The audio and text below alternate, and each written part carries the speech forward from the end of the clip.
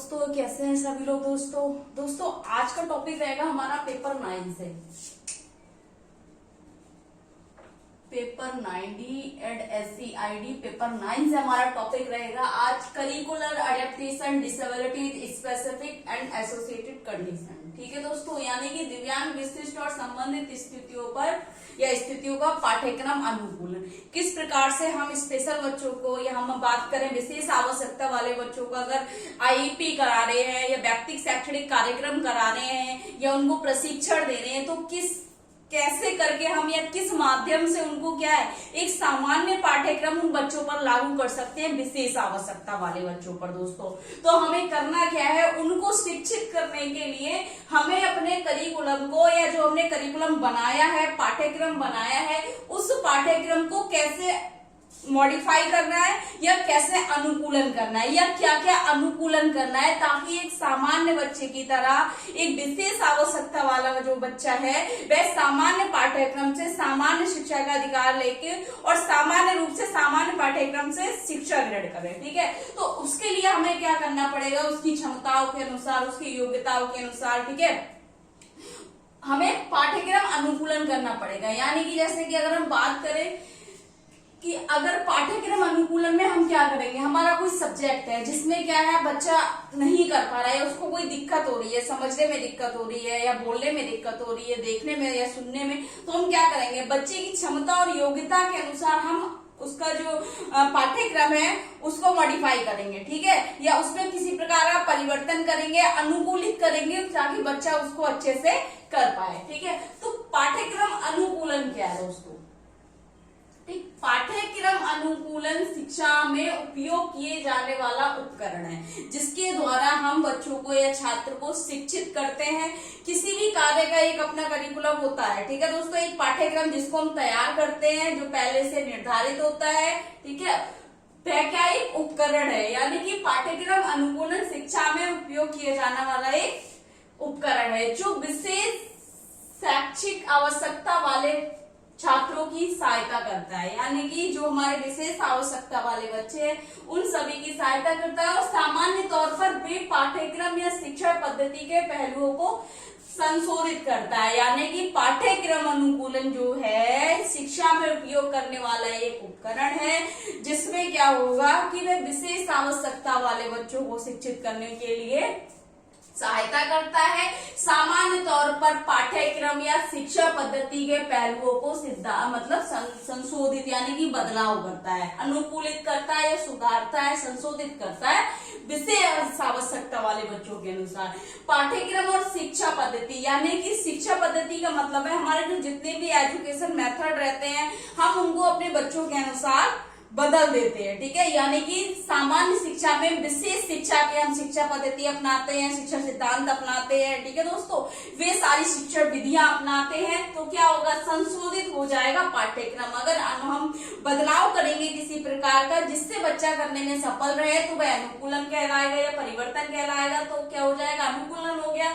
तो पाठ्यक्रम और शिक्षा पद्धतियों के पहलुओं को संशोधित करता है, ठीक है, या सुधारता है ताकि सभी छात्र के लिए शैक्षिक उद्देश्य प्राप्त हो सके। यानी कि पाठ्यक्रम अनुकूलन के बाद उसको संशोधित करने के बाद, शिक्षा पद्धति संशोधित करने के बाद बच्चे को प्रत्येक विशेष आवश्यकता वाले बच्चे को शिक्षा का उद्देश्य प्राप्त हो सके।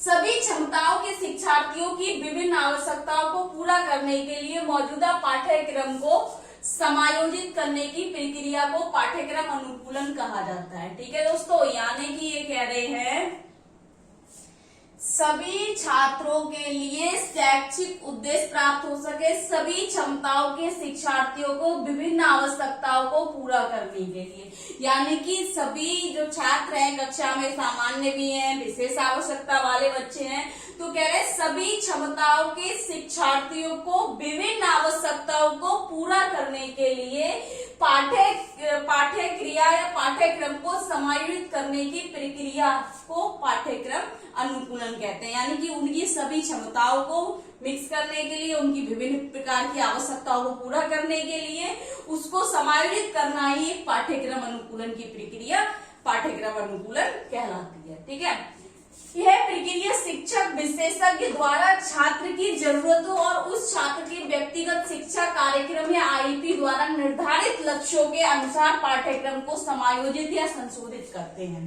किसके अनुसार दोस्तों? विशेष शिक्षक यानी कि स्पेशल एजुकेटर, विशेष शिक्षक, सामान्य शिक्षक या कोई विशेषज्ञ हो गया, स्पेशलिस्ट कोई भी हो गया, ठीक है, उसके द्वारा छात्र की जरूरतों और उस छात्र के व्यक्तिगत शिक्षा कार्यक्रम यानी व्यक्तिगत शैक्षणिक कार्यक्रम हमने आईपी इंडिविजुअल एजुकेशन प्रोग्राम जो कराया उसके द्वारा निर्धारित लक्ष्यों के अनुसार, यानी कि आईपी जब हम करते हैं किसी बच्चे की तो निर्धारित यानी कि अपने लक्ष्य चयन करते हैं, गोल सिलेक्शन करते हैं और उन पर काम करने के लिए पाठ्यक्रम को समायोजित या संशोधित करते हैं ताकि प्रत्येक छात्र को पाठ्यक्रम अनुकूलन द्वारा शिक्षित और प्रशिक्षित किया जा सके। ठीक है, अब जैसे अगर एग्जाम्पल के लिए अगर हम बात करें दोस्तों इस तरीके से, तो दृष्टिबाधित छात्रों के लिए पाठ्यक्रम अनुकूलन कैसे है। अब देखिए, दृष्टिबाधित व्यक्ति है या बच्चा है, उसको हमें आईपी तैयार करनी है। अब हमें उसे पढ़ाना है तो कैसे पढ़ाएंगे? ठीक है, उसकी क्षमता अनुसार यानी कि पाठ्यक्रम को क्या हम बनाएंगे उसकी क्षमता अनुसार। ठीक है, उसका स्तर जो भी होगा, उसकी क्षमता जो भी होगी, उसकी आवश्यकता जो भी होगी, एक तो लचीला हो, छात्र केंद्रित हो। ठीक है, उसमें हम क्या करेंगे? ब्रेल बुक का प्रयोग करेंगे। अब इसमें दृष्टिबाधित जो क्षमता है उसको दो भागों में बांटा गया है, एक तो है पूर्ण दृष्टि दोष और एक है आंशिक। ठीक है, जो कि निम्न दृष्टि दोष अगर हम बोले, ठीक है, जिसे लो विजन बोलते हैं। ठीक है, अगर पूर्ण दृष्टि दोष रखता है तो क्या होगा? ब्रेल बुक का प्रयोग करेंगे, और अगर उसको आंशिक रूप से मतलब दृष्टि दोष है या लो विजन है तो लार्ज प्रिंट का प्रयोग करेंगे। मैग्नीफायर ग्लासेस होंगी उसके लिए, चश्मे या टैप रिकॉर्डर, ऑडियो सामग्री होगी। सभी प्रकार को या सभी को पाठ्यक्रम में शामिल कर पाठ्यक्रम को संशोधित किया जा सकता है। जहां पर हम पाठ्यक्रम में किसी भी विषय वस्तु को ले रहे हैं वहां पर किताब का प्रयोग कर रहे हैं, चार्ट का प्रयोग कर रहे हैं, ठीक है, या स्लाइड का प्रयोग कर रहे हैं, तो वहां पर हम प्रत्येक चीज को, अगर टीवी या स्लाइड कोई भी कर रहे हैं हम, प्रोजेक्टर का तो ऑडियो होगा, ठीक है, टैप रिकॉर्डर होगा उसकी जगह। अगर लो विजन है तो उसके लिए चश्मा, मैग्नीफाइड ग्लासेस होंगी उसके लिए। अगर वह पूर्ण रूप से मतलब विजुअली हैंडीकैप है या विजुअली इम्पेयरमेंट है व्यक्ति, तो उसके लिए क्या करेंगे? ब्रेल बुक का प्रयोग करेंगे। तो ये सारी चीजें हम उसमें शामिल करेंगे और अपने पाठ्यक्रम को अनुकूलित करेंगे और बच्चे को शिक्षित करेंगे। ठीक, उसके बाद अगर हम बात करें एचआई वालों की, श्रवण बाधित छात्रों के लिए पाठ्यक्रम अनुकूलन क्या है? सांकेतिक भाषा के साथ चेहरे के हाव भाव संप्रेक्षण में शामिल करें, परियोजना विधि द्वारा सिखाना, चित्रों का उपयोग, वास्तविक वस्तुएं, भ्रमण आधारित क्रियाओं द्वारा पाठ्यक्रम को अनुकूलित किया जा सकता है। जैसे कि दोस्तों हम सभी जानते हैं श्रवण बाधित जो व्यक्ति हैं क्या है? सुन नहीं पाते और सुनने के साथ साथ वे बोल भी नहीं पाते। तो किसी व्यक्ति को कैसे समझाया जा सकता है? तो वे पूर्ण रूप से अगर किसी भी अपनी संज्ञानात्मक विकास का संज्ञानात्मक का प्रयोग करते हैं तो केवल देखकर वे सीखते हैं, यानी कि उनका फुल फोकस क्या होता है? आंखों से। तो हम ज्यादा से ज्यादा ऐसी एक्टिविटी सिलेक्ट करेंगे, अपने पाठ्यक्रम को इस तरीके से हम विस्तृत करेंगे या तैयार करेंगे जिसमें सांकेतिक भाषा के साथ साथ चेहरे के हाव भाव हम सिखा सकें, उसके द्वारा बच्चों को समझा सकें, संप्रेक्षण में शामिल करें चेहरे के हाव भाव, या परियोजना विधि यानी कि प्रोजेक्ट मेथड जो है, हम बच्चों को कोई प्रोजेक्ट मेथड देंगे जिससे क्या होगा? बच्चा एक तो उसकी चीजें मतलब सीखेगा, स्वयं करेगा, तो करके सीखेगा, अनुभव करेगा। ठीक है, चित्रों का प्रयोग करेंगे ज्यादा से ज्यादा, वास्तविक वस्तुएं हम उनको दिखाकर समझा सकते हैं, भ्रमण पर आधारित यानी कि उनको वास्तविक यथार्थवाद या वास्तविक चीज दिखाकर या किसी भी स्थान पर ले जाकर हम किसी भी कॉन्सेप्ट को क्लियर कर सकते हैं। ठीक है, इस तरीके से पाठ्यक्रम को अनुकूलित करके हम क्या कर सकते हैं? बच्चों को शिक्षित कर सकते हैं। अगर हम बौद्धिक दिव्यांग बच्चों की बात करें यानी इंटेलेक्चुअल डिसेबल्ड जो हैं, उनका पाठ्यक्रम तो देखिए दोस्तों, उनको क्या है? समझने में समस्या है, सुन भी सकते हैं, बोल भी सकते हैं, लेकिन समझ नहीं सकते, तो अच्छे से अच्छा फ्लैश कार्ड यूज करेंगे, चमकती वस्तुएं यूज करेंगे, चार्ट पेपर यूज करेंगे, खेल विधि का प्रयोग करेंगे। ठीक है, जो सामान्य शिक्षा विधि को छोड़ करके हम खेल विधि का अगर प्रयोग करेंगे तो हमारे बौद्धिक असक्षम वाले जो बच्चे हैं जल्दी सीखेंगे, वास्तविक वस्तु दिखाएंगे, दैनिक जीवन से संबंधित आधारित क्रियाओं सभी को शामिल करेंगे पाठ्यक्रम में और पाठ्यक्रम अनुकूलित करेंगे। इसके द्वारा हम बच्चों को प्रशिक्षण कर सकते हैं। शारीरिक दिव्यांग छात्रों के लिए अगर हम बात करें दोस्तों, तो वे क्या सुन सकते हैं, बोल सकते हैं, लेकिन क्या है कि वे शारीरिक रूप से प्रभावित है, तो उनके लिए उन छात्रों की क्षमता और आवश्यकता के अनुसार सहायक उपकरण उनको देंगे, ठीक है, और दिनचर्या की वस्तुओं में अनुकूलन करेंगे, ठीक। शारीरिक सहायता आदि को शामिल कर पाठ्यक्रम को अनुकूलित कर सकते हैं। अब उपकरण क्या हो गया, यहाँ व्हील चेयर हो गया, उनको क्रेचर हो गया, स्प्लिंट हो गया, ये सारी चीजें देंगे, ठीक है दोस्तों।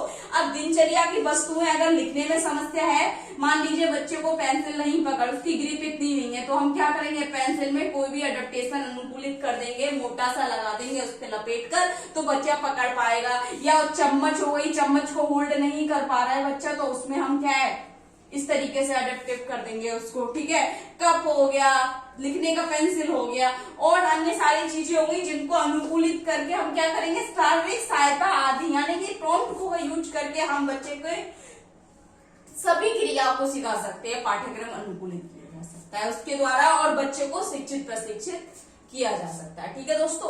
तो ये था हमारा पाठ्यक्रम अनुकूलन, यानी कि पाठ्यक्रम अनुकूलन के बाद हम किसी भी आईईपी को पूर्ण रूप से कर सकते हैं, ठीक है। और किसी भी बच्चे के साथ हम उसको, किसी भी बच्चा यानी कि विशेष आवश्यकता वाला कोई भी बच्चा, उसको हम शिक्षित कर सकते हैं, अगर हम अपना करिकुलम एडेप्टेशन कर ले तो, ठीक है दोस्तों। अगर इस पे कुछ समझ नहीं आ रहा है, कुछ डाउट लग रहा है, आपको कुछ पूछना है, तो कमेंट बॉक्स में जाकर कमेंट करें, ज्यादा से ज्यादा वीडियो लाइक करें, चैनल को सब्सक्राइब करें, बेल आइकन को प्रेस करें। Thank you so much.